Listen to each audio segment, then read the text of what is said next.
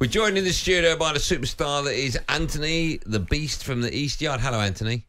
How are you? Oh, hold on, Ryan. Forgot to put your mic on. There you go. I'm good. How are you? Yeah, I'm good, thank you. I mean, you look so warm in that coat. Is it that cold out? Have to be. Outside is freezing. It is Baltic, isn't it, out there? It's freezing. You look great. I like that coat as well. That coat, I can't see where the zip is. How'd you get it on?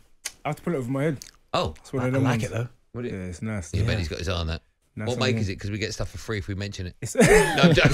it's Adidas done a collaboration with Montclair. Oh, wow. So, Benny, yeah. why haven't you got one of them? You love your fashion. Do Do you know what's funny? Right? Benty, have you met Benty before? Nah. Okay. No. I've seen him on TV. All right, don't tell me that. Benty prides himself on fashion, right? And I look at Benny and I think he's quite fashionable. Then I see you walk in and I think that's where the fashion should be at. I'm wearing a black trackie. But look at him.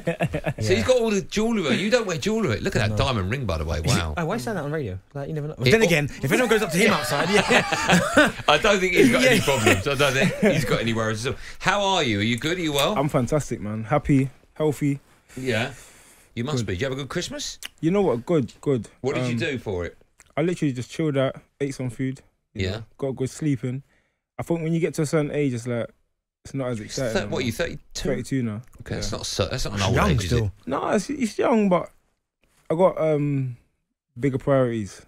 You know, Okay. so I'm just getting my rest and then back in the gym next day. All right. You eating roast potatoes? Everything. Roast Everything. potatoes, Yeah. steak, lamb chops, chicken. Where do you want to go with it? Turkey. Is that all one fish, meal? Mixed grill, innit? Fish, mixed grill, mixed everything. Listen, we've got so much to talk to you about, but one of the Yes. things we want to talk to you about is the fact that you fought someone that's fighting this weekend, Beterbiev. Yes. You lost the fight, sadly, for Yes. you, but it was an incredible fight to watch Yeah, for someone very like close, myself. very close. It was very, very close. How tough an opponent is he or was he for you? At the time, he was tough, very cerebral, smart fighter, very, very experienced. You know, he had a very extensive amateur background. I had 12 fights. He had over 300. Wow. And he won a lot. You only had 12 amateur I fights? only had 12 amateur fights. Why is that?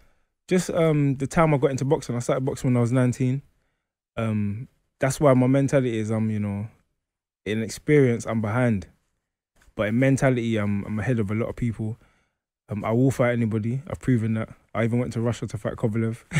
So in my career, I fought, two of the most feared people in my division. When I didn't have to, I wasn't expected to, but my mentality is if there's an opportunity there, why not go for it? I'm not going to be boxing forever. And there's no regrets. You said it was tough to fight, and it was. I mean, listen, you put in what a performance you put in. In the end, obviously, he obviously got the victory, but he's fighting Callum Smith this weekend. Yes. How can you see that one going? Because a lot of people fancy Callum Smith to win this. Yeah, we'll have to see, because I think my fight with Beterbiev did take something out of him. He said on record, he said straight after the fight, and he said on record, that's the hardest fight he's ever had, amateur and professional. So, we both got cut in the fight. It was a toe-to-toe fight, and I believe, don't quote me on it, I know it was up for Fight of the Year. I believe it won Fight of the Year. But again, we don't know what Beterbiev's going to show up until we see him fight. You fought him in January of this year, right? Of last year, sorry. And in I think I'm right in saying in December, he returned an adverse finding in a drug test. Exactly. Since been tested negative and has been cleared to fight this weekend. But what do you make of that? What I make of a lot of things is, it really upsets me. It really, really, really upsets me, because, in my opinion, this is twice now. It's just my opinion. I've been proven to have been in the ring with somebody. I've come up short. Very, very close fights. And then Kovalev, when I fought him in Russia, he fought Canelo straight after, I think 8 weeks later. The next fight he had after Canelo, he got banned for drugs. PEDs as well. Now Beterbiev, again, I'm not sleeping with somebody, I'm not following him around every day, so I don't know what he's doing. But, you've seen it so many times in boxing before, especially, where they know how to manipulate certain things and get things out of the system. Or, from what I'm hearing, I'm not a scientist, I don't know everything, but it's not nice to hear. And when you hear things like growth hormones and raised levels of testosterone, it's hurtful for someone like me, because I've done things honestly. I've worked so hard, I've been brave to get in the ring with the people I've been in the ring with when I didn't need to, with the limited experience I've had. And then when it's that close, you know, I think the judges had me ahead in that fight. I'm fatiguing, he's not. You know, well, he was fatiguing as well, but it's just that little 1% difference. Of course. And then when I'm hearing things like that, it just breaks my heart, because this is what I work for. This is what I trained so hard for. And again, if I won that fight, I would have been over the moon right now. You know, I would have. What do you think then, when a boxer, after a fight, in this case, your scenario, later on tested, you know, there's an adverse finding throughout a drug test, what do you think should happen to previous results? Should they become null and void? 100%. Or not some fights, you know, it's hard to say, because look at all the fights he's had before. What about them guys? But I feel a fight, maybe your last fight or your last fight, I don't know, last 2 fights, I don't know, I don't work in that field, you know, I don't work in the anti-doping sector. They're obviously professionals in what they do. I don't know, but it's not fair, and something needs to be done. And I do believe, you know, I'm not going to call names, but there's been fighters before found with drugs in the system which you have to inject boxers, and at the same time drugs found in the system that you have to take orally. Them fighters should never be allowed to box again. You should be banned for life. That's my opinion, because you're risking, when you go in the ring with somebody, you can say I'm passionate about this. And rightly so, because it's not just what you're talking about, but the other side, the flip side of how dangerous it's dangerous. It can be. You can kill somebody. Yes, yeah. That's how dangerous it can be. And I feel like when that happens, and when it's to that extent, when you've got drugs in your system that you have to inject and take orally, banned for life and fined. And you should have to pay back a hefty amount of the money you've earned. That's just my opinion. And all the fights you've had before that are null and void, they become no contest. That's just my opinion. You can see I'm passionate about this, because again, in my opinion, it's been proven that I've been in the ring with 2 people that have given me losses on my record who have been found for drugs. But again, one is questionable. I've always wondered this. I don't know if you can answer this, but do you think it does make a difference, the size of the boxer? I'm not talking about the size. I'm talking about, are they a household name? Are they a world superstar? Do you think maybe the rules to them maybe don't apply as much to maybe lesser fighters? Well, 100%, and it's evident. That's, in my opinion, that's been proven. Don't want to call any names, but again, someone who is a mega superstar in boxing, Canelo Alvarez, who I'm a fan of, but again, with this adverse thing, you know, where they get good lawyers and it gets proven otherwise, but they blamed it on meat. You know, he had eaten some meat which, you know, the drug somehow got in his system. I don't know, and if that is the case and his reputation's being dimmed because of it, then I feel for him. But it hasn't stopped his earning power. It hasn't stopped him feeding his family. But the people on the other end, you know, me. Let me. I should point out, by the way, that Beterbiev had an atypical finding in his VADA test last month. That's different from an adverse, which is a positive test. And follow-up tests were also negative. That's why the fight is going ahead. Just to put that out there. Yes. But just going back to what we were talking about, I think the biggest problem boxing's got is there's not just one governing body that can control boxing. So in theory, because there's so much money in the sport, that if a boxer's worth millions upon millions by getting into a ring and broadcast rights and so on, if one governing body like the WBL, whatever, says we're going to ban that fight, other governing bodies are willing to put that fight on. That's, I think, the biggest problem you've got, right? That you don't have one controlling sanction. Yeah, it's a lot of money talks, I think, in every industry.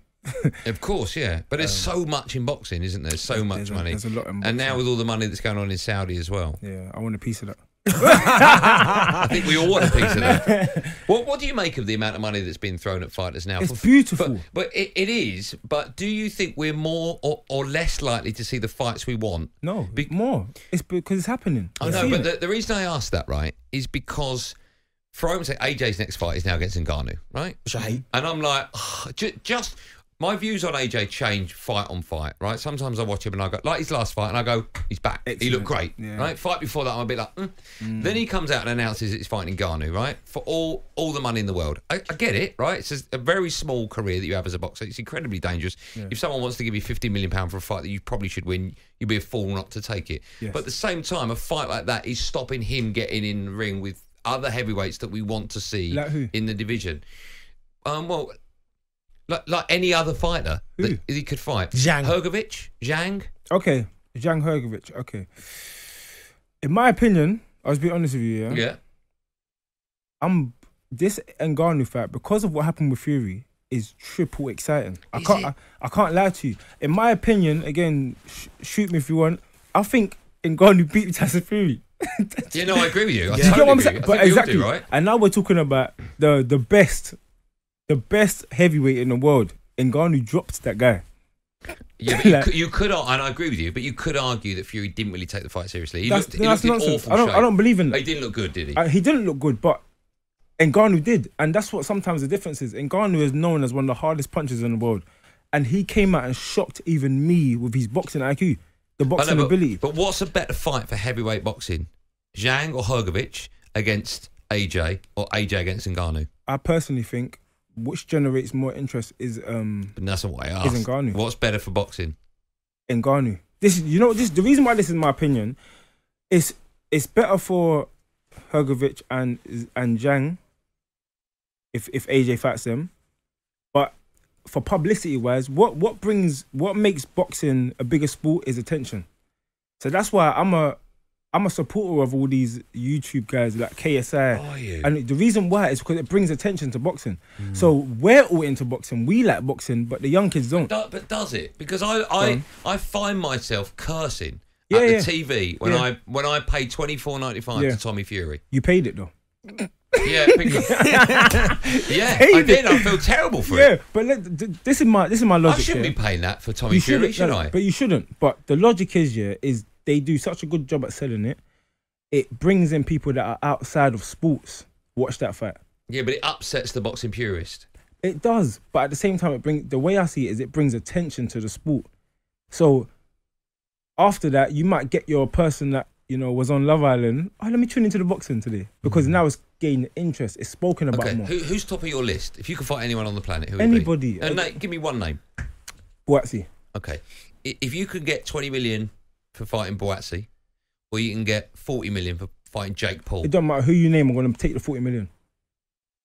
Really? 100%. I get that. After boxing, I've got to feed my family. No, I know, but 20 million won't feed them. It will. But again, it's not the fact I've never been greedy for money. If you look at my career, I've taken. What shows I'm not greedy for money is the Kovalev fight. This is factual.